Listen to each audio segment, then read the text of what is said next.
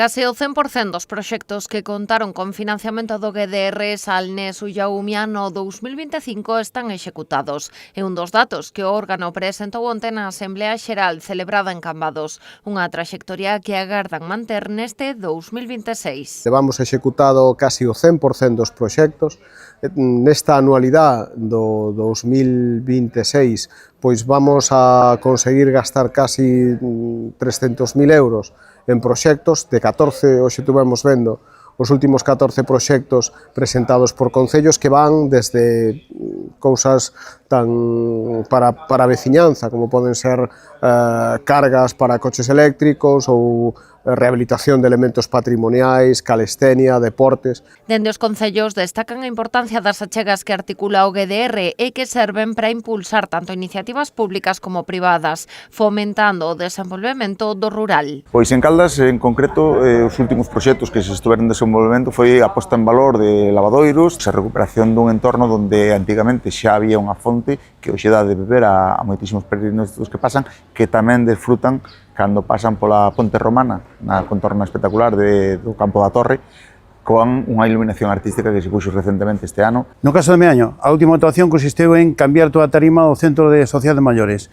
En edicións anteriores, pois dedicámonos a cambiar, a climatizar, digamos, o centro social, e tamén o ano anterior, en 3 sonoridades diferentes, instalamos unha pérgola no exterior retráctil. O que estamos executando agora mesmo é un mirador, unha plataforma elevada en madeira, no Mirador da Seca, en Tragobe, que vai formar parte dunha rede de un espazo que estamos deseñando de observación ornitolóxica. Nesta asamblea, o GDR deu tamén a benvida a 2 novas entidades que se incorporan ao grupo. Son a Asociación Salnés Empresarial e a Prometur, unha mostra máis do dinamismo do órgano e do interese que xera entre os diferentes axentes da contorna. Tocamos un pouco todas as bazas e vemos que cada día máis pois, a xente é máis proactiva a hora de presentar proxectos e, como digo, o grao de cumprimento é elevadísimo, cal dá un pouco idea do dinamismo deste GDR e tamén do compromiso